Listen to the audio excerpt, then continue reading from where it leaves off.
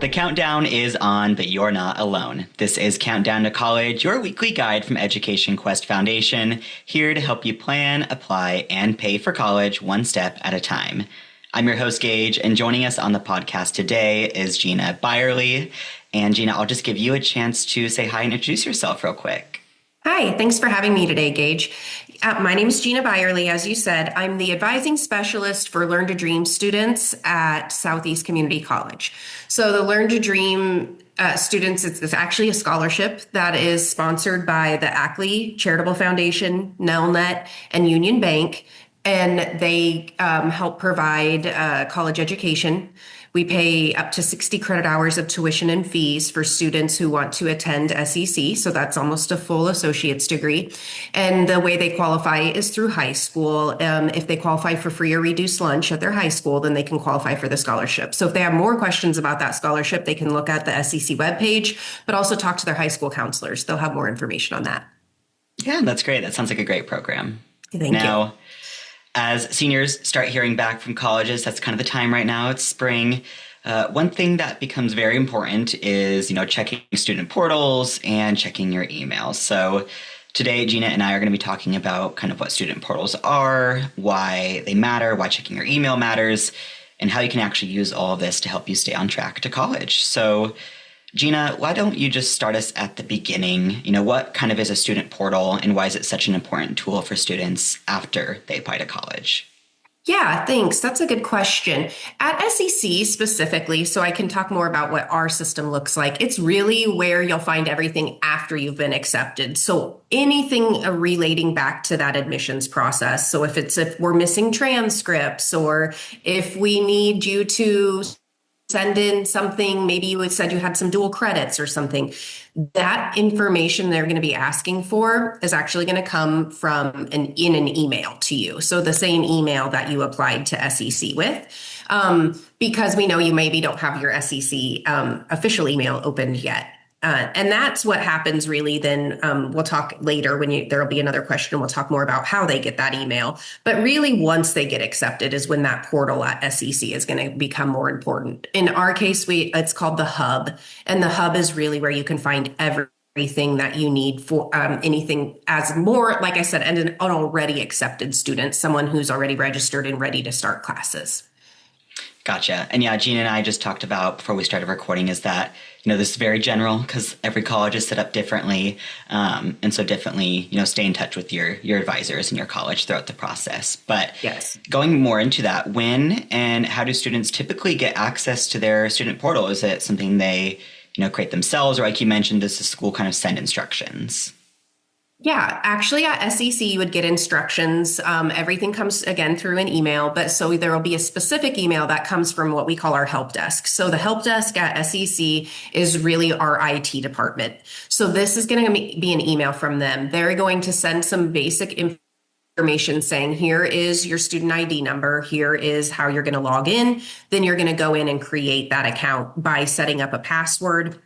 One of the things that I talk to them about that they get a lot of questions back to our help desk is the fact that you do need to have that multi-factor authentication. So you'll get a notification that you need that MFA is what that is the acronym for that. But really what that is saying you have to have more than one way of showing that you're you. So it's a way that we can keep students' information secure. So a lot of schools use them as well. There's an app you can download. You can use your phone number to get a text message sent to you. You can use an email. And then there's also a way to answer 5 questions if you get locked out of some of those other ways. But so really that's that first step is following the directions from our help desk to be able to set that up. And you're going to choose your own password and then you're going to need to set up that that multi-factor authentication.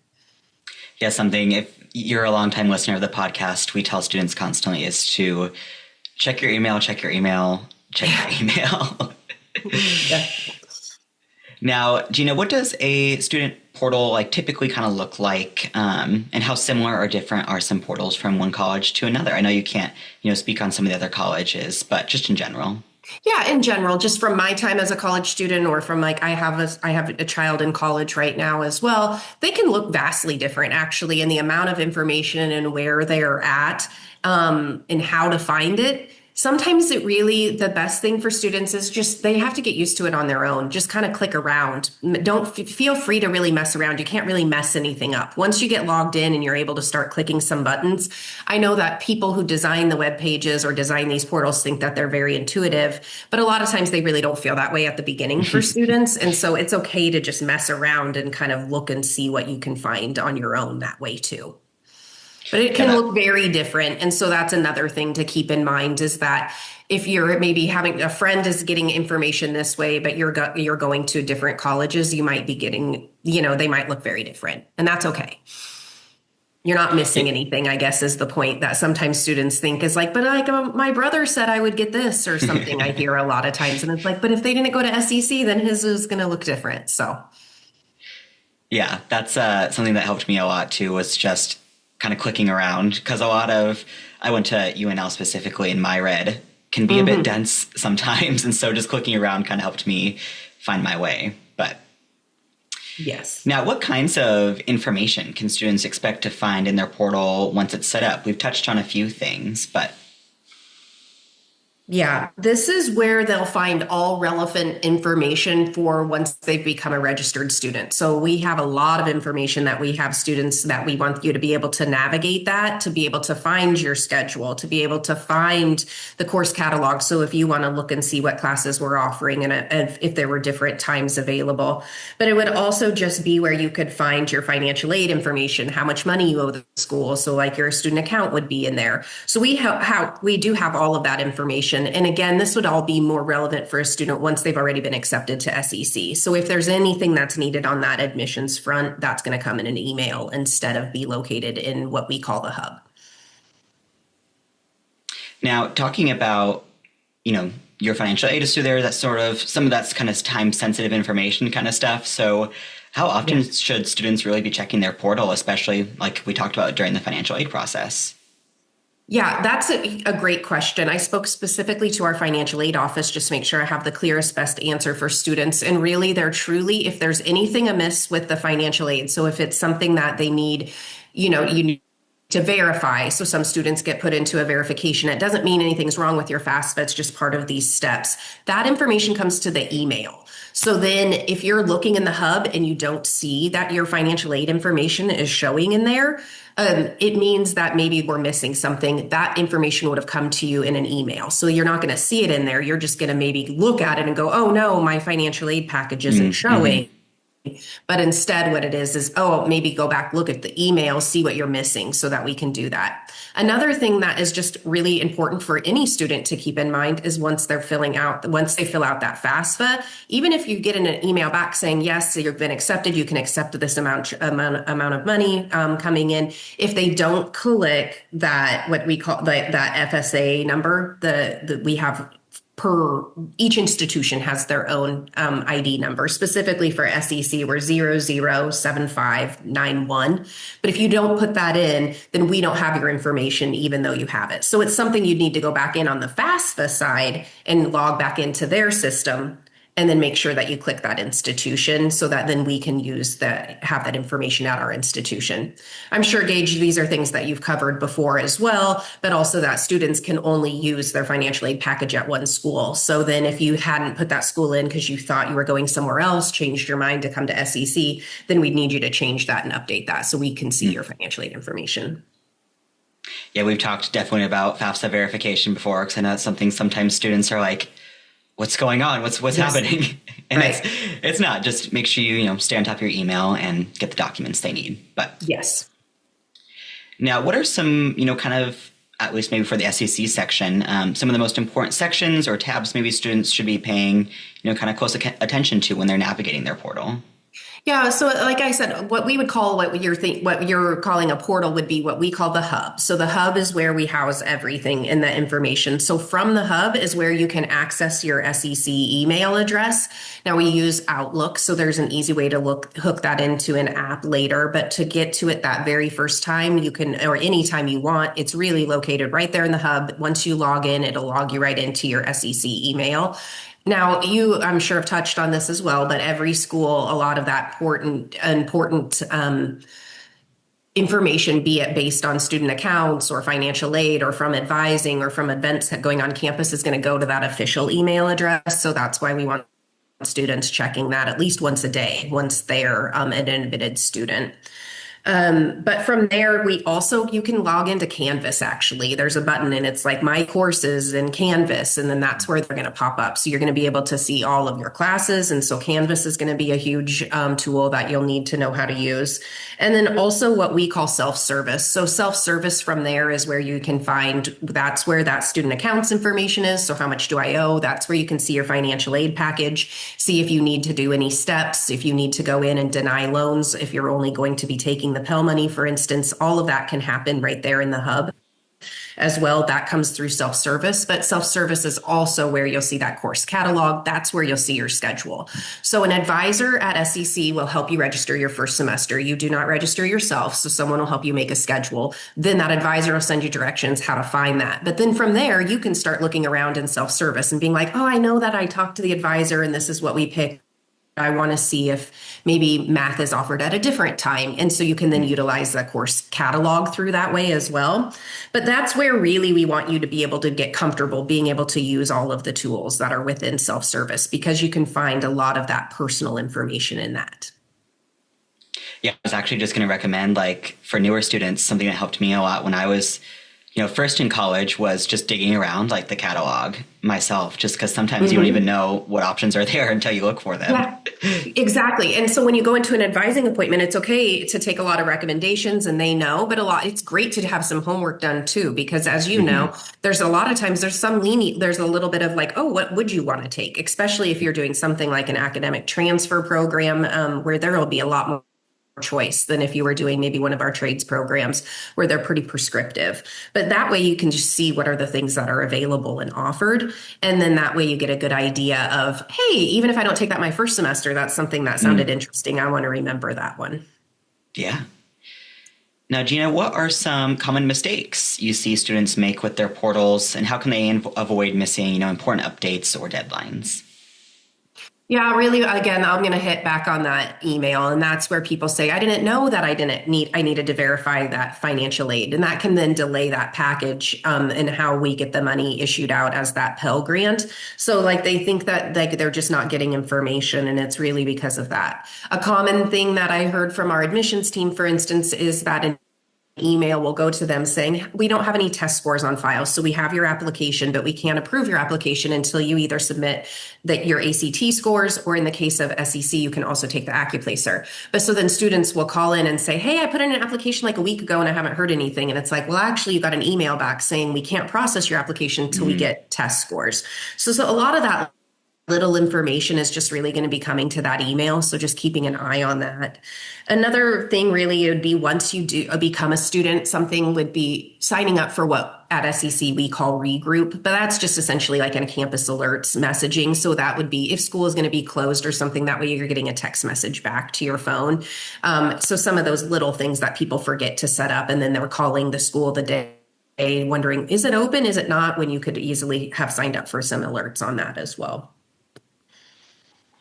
Yeah, I'm assuming that a lot of some of that advice probably leads into my next question, which is how should students, use that portal to track things like missing documents, next steps, admissions decisions? But it sounds like email is your important thing to be checking. At SEC, it's really going to be email. But that was like another thing that financial aid brought up to me that was a great point. I didn't know, but it's like, if you're missing that documentation, that if it's asking you needed to, submit something else, like we talked about, they're going to email that to your personal and to your SEC email address every 15 days.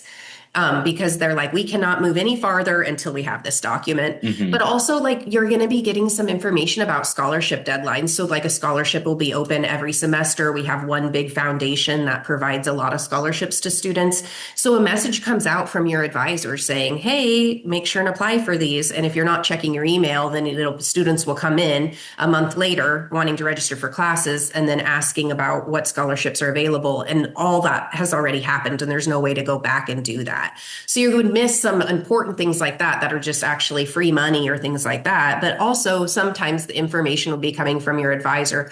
Hey, this class has been canceled due to low enrollment. We need to change your schedule. Please get in touch with me.